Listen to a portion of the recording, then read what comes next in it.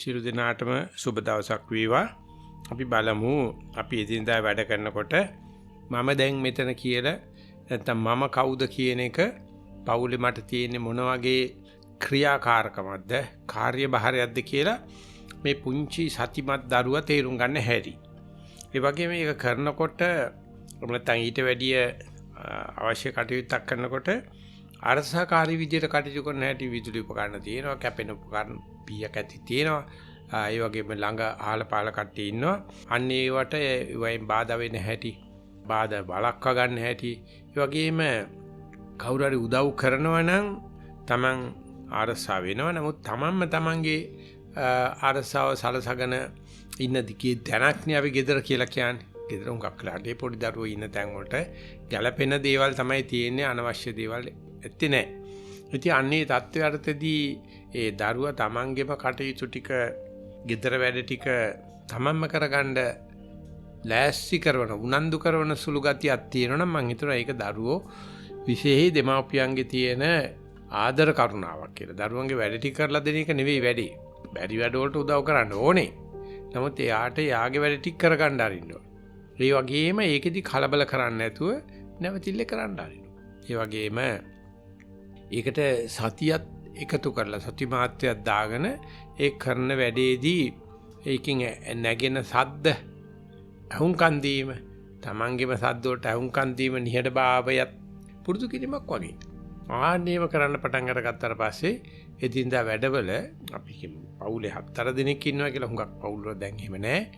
අපි පුංචි කාලේ හැදෙනකොට තිබුණා. හැබැයි ඉතර අපි සතිය දැනගෙන හිටියේ නෑ. නමුත් අර කාගෙත් වගේ වැඩ ටික කරන විදිහට තමන්ගේ ඒකට අදාළ පොදු වැඩේට උදව් කරගෙන තමන්ගේ වැඩ ටික කරන එකට අපිට හුඟක් මේ දවස්වල පුංචි කාලේ අවස්ථාවක් තිබුණා. ඉතින් ඒක තමයි ඔය සති කඳවුරකදී වගේ එහෙම නැත්නම් පන්ති කාමරයේදී හෝ පිට්ටනියේදී කටයුතු කරන වෙලාවේදී එදිනදා වැඩවලදී සතිය පිහිටුම කියලා කියන්නේ. ඒ සඳහා වෙන විශේෂ ඇඳුමක්, විශේෂ තැනක්, විශේෂ ඉරියව්වක් නැහැ. කරන දේම කරනවා. ඉතින් මේ වෙනකොට ඒක කරලා දන්නවනේ. ආන්නේ දැනුම තුලින් මම කවුද කියලා තේරුම් ගැනීමේ ක්‍රියාකාරකම නැත්නම් ඒකේ මුල් බැස ගැනීම වැඩි වෙනවා. එහෙම නැත්නම් Taman නිතරම අනුන් මත රඳා පවතිලා ඉන්න, Tamanගේ වැඩක් Tamanට කරගන්න බැරි දුර්වල කෙනෙක් බවට පත් වෙනවා. ඉතින් ඔහොම ඉන්න වෙලාවේ ඇත්තටම ඉතින් අපේ ඇඟිල්ල කැපෙනවා, කකුල උලුක්කු වෙනවා, තුවාල වෙනවා. ඉතින් එතකොට අපිට තේරෙන්න පටන් අර ගන්නවානේ අමුතු ක්‍රමවලට මේක උදව් ආධාර වල වෙනස් වීමක්. වම කැපුණොත් දකුණෙන් වැඩ කළා, දකුණ කැපුණොත් වමෙන් වැඩ කරලා කරන්න. අන්න ඒවා කරනකොට ඒව කරදර බාධාවල් විදියට නෙවෙයි. ඒ අනුව තමයි අපි මේ ශරීරයේ භාගයක් වැඩ කරන එකට අනිත් පැත්තත් වැඩ කරන්නයි. ආන්න මේ විදිහට එදිනදා වැඩ දිහා එන බාධාවල් දිහා ඒක සතියට අත්වලක් උපකාරයක් විදියට කරන්න පටන් අරගත්තොත් ඒ කෙනාට තේරෙනවා ඉඳගෙන ඇද්දක වහගෙන නිස්සද්ද තැනකට වෙලා කරපු දේම දැන් පළපරෝජනයක් ඇති වැඩකුත් කරනවා. නැවතිල්ල කරනකොට තමන් අර වැඩිහිටියෙක් වශයෙන් කරන්න හදන දේ වැඩිහිටි චරිතයකට අපි කවදා හරි යන්න එපායි. ඒකට පෙරමග සකස් වීම වෙනවා. අපි ඔය පුංචි කාලේ කරනවානේ සෙල්ලම් ගෙවල් හදනවා කියලා එකක්. ඇත්තට අපි පුංචි කාලේ තුන සෙල්ලම් ගෙවල් හරීම වෙනස්. දැන් කියන ගොඩක් හදපු සෙල්ලම් ගෙවල් වල තමයි ළමයි සෙල්ලම් කරන්නේ. නමුත් ඔය වැල්ලට ගිය වෙලාවක ඔය ළමයි එකතු වෙලා ඒගොල්ලන්ගේ මාලිගා හදනවා. ඒ ඇත්තටම සති ක්‍රීඩාවට තමයි වැටෙන්නේ. නමුත් අන්න ඒ වගේ දේවල් වලට ළමයින්ගේ තියෙන කැමැත්ත දෙමාපියෝ හොඳට දාන්නවා. ගමනක් ගියාම, ට්‍රිප් එකක් ගියාම, එහෙම නැත්නම් සති කඳවුරකට ගියාම, මූදු වෙරළට ගියාම ඒ ළමයි ගොඩක් උනන්දු වෙනවා.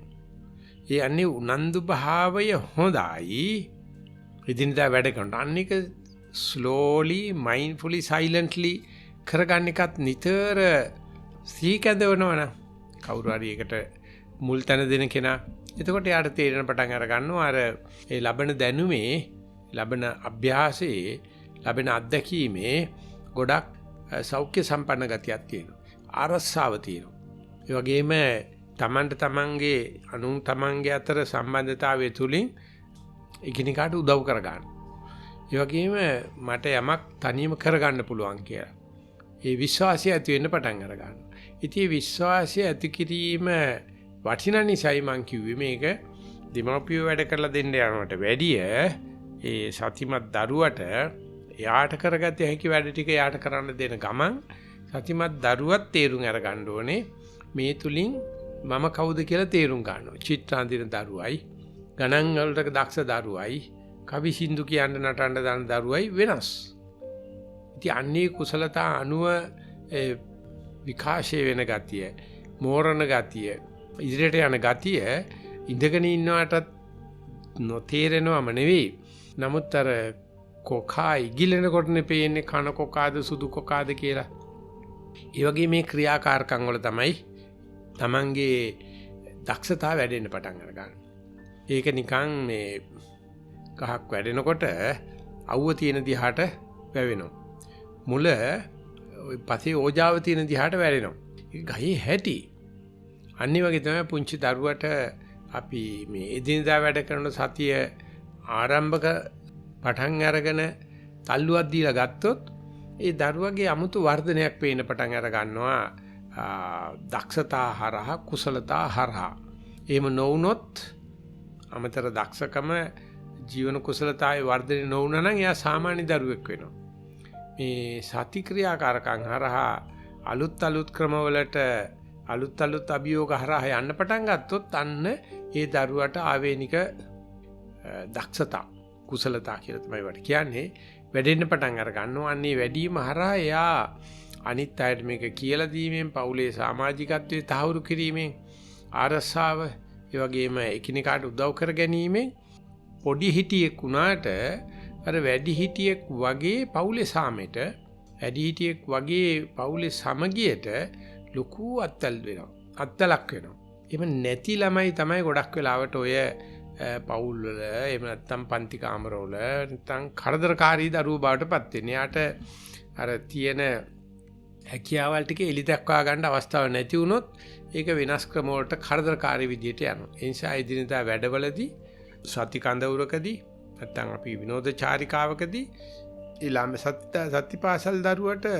එයාගේ වගකීම් බහරේ දෙන්න ඕනේ. ඒ දරුවොත් කැමැත්තෙන් ඒ දේ කරගෙන යනවනම් ඒගොල්ලන් තේරෙන්න පටන් ගන්නවා හැම චාරිකාවක්ම හැම සති කඳවුරක්ම හැම මූදු වෙලට යෑමක් හරහාම තමන් අලුත් දේවල් ඉගෙන ගන්න අලුත් ආරස්සාවක් ඇති කරගෙන ගතියක් තියෙනවා. ඒක සඳහා ඉතින් ළමා උද්‍යාන තියෙනවා, ගොඩක් දේවල් තියෙනවා. ඉතින් ඒවා ළමයින් ආවට පස්සේ ඒවා නිකන් මල් පිපෙනවා වගේ පිපීමක් සිද්ධ වෙනවා. උද්‍යානෙත් කැමති ළමයි එනවාට ළමයිත් කැමති උද්‍යානයේට ආන්නේ දක්ෂතාවය සතියේටම නතු කරගන්න උත්සාහ කරන්න කියන එකයි දවසේ පණිවිඩය. සියලු දිනාටම ජය වේවා කියලා ප්‍රාර්ථනා. සතිපාසල පදනමෙහි ඉදිරිපත් කිරීමකි.